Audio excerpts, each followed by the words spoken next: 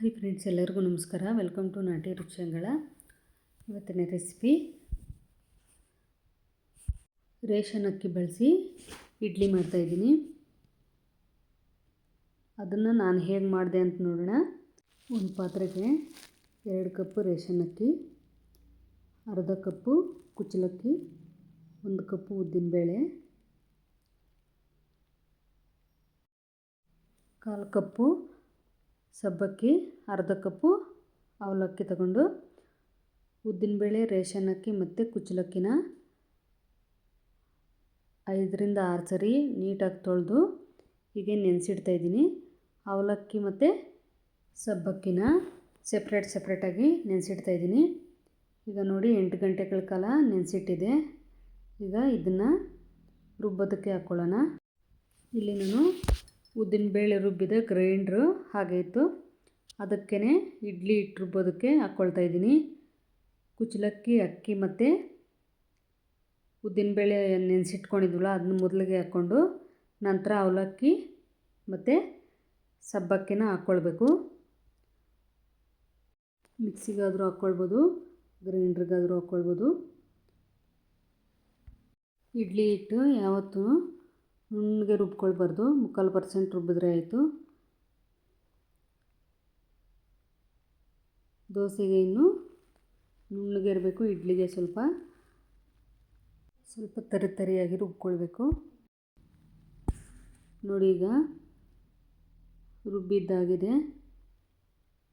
ಒಂದು ಸ್ಟೀಲ್ ಬಾಕ್ಸಲ್ಲಿ ನಾನು ಎಲ್ಲ ಇಡ್ಲಿ ಹಿಟ್ಟನ್ನು ಹಾಕ್ಕೊಳ್ತಾಯಿದ್ದೀನಿ. ನೀರನ್ನು ಹಾಕಿ ನೀಟಾಗಿ ತೊಳೆದು ಇಡ್ಲಿ ಹಿಟ್ಟಿಗೆ ಸೇರಿಸ್ಕೊಳ್ತಾಯಿದ್ದೀನಿ. ಈಗ ಚೆನ್ನಾಗಿ ಮಿಕ್ಸ್ ಮಾಡ್ಕೊಳ್ಳೋಣ. ನಾನು ಈ ಹಿಟ್ಟಿಗೆ ಉಪ್ಪು ಹಾಕಲ್ಲ, ಈಗ ಬೆಳಗ್ಗೆ ಹಾಕ್ಕೊಳ್ತೀನಿ ನಾನು. ಈಗ ಮುಚ್ಚಳ ಮುಚ್ಚಿ ಇಡೀ ರಾತ್ರಿ ಫರ್ಮೆಂಟೇಷನ್ ಆಗೋದಕ್ಕೆ ಬಿಡೋಣ. ಈಗ ನೋಡಿ, ಮಾರನೇ ದಿನ ಬೆಳಗ್ಗೆ ಹೇಗೆ ಉಬ್ಬಿದೆ ಅಂತ ಚೆನ್ನಾಗಿ ಮಿಕ್ಸ್ ಮಾಡಿ.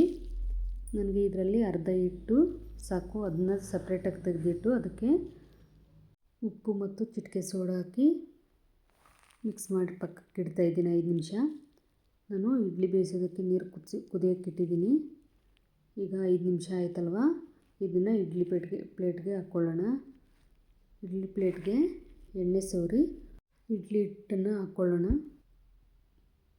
ನೋಡಿ, ಎಲ್ಲಕ್ಕೂ ಹಾಕಿ ಈಗ ಇಡ್ಲಿ ಮಾಡ್ಕೊಳ್ಳೋಣ. ಇಡ್ಲಿ ಪಾತ್ರೆಗೆ ನೀರು ಹಾಕಿ ಕುದಿಯೋಕ್ಕೆ ಇಟ್ಟಿದೆ. ಇಡ್ಲಿ ಸ್ಟ್ಯಾಂಡ್ ಅದರೊಳಗಡೆ ಇಟ್ಟು 15 ನಿಮಿಷ ಬೇಯಿಸ್ಕೊಳ್ಬೇಕು. 15 ನಿಮಿಷ ಬೇಯಿಸಿದ್ರೆ ಪರ್ಫೆಕ್ಟಾಗಿ ಇಡ್ಲಿ ಬರುತ್ತೆ.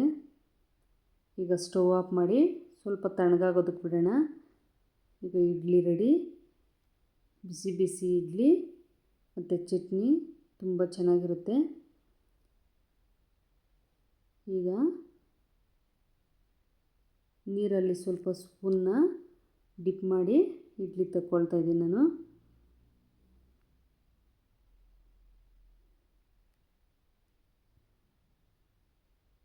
ನೋಡಿದ್ರಲ್ವ ರೇಷನ್ ಅಕ್ಕಿಯಲ್ಲಿ ಇಡ್ಲಿ ಹೇಗೆ ಮಾಡೋದು ಅಂತ. ನೀವು ಸಹ ಒಮ್ಮೆ ಟ್ರೈ ಮಾಡಿ ಹೇಗೆ ಬಂತು ಅಂತ ತಿಳಿಸಿ. ಬಿಸಿ ಬಿಸಿ ಇಡ್ಲಿ ಮತ್ತು ಕಡಲೆ ಬೀಜದ ಚಟ್ನಿ ತುಂಬ ಚೆನ್ನಾಗಿರುತ್ತೆ. ನೋಡಿದ್ರಲ್ವ ಇಡ್ಲಿ ಹಿಟ್ಟು ಹೇಗೆ ಮಾಡೋದು ಅಂತ. ನಾನು ಮಾಡುವಂಥ ರೆಸಿಪೀಸ್ ನಿಮಗೆ ಇಷ್ಟ ಆದರೆ ಲೈಕ್ ಮಾಡಿ, ಶೇರ್ ಮಾಡಿ, ಸಬ್ಸ್ಕ್ರೈಬ್ ಆಗಿ. Thank you.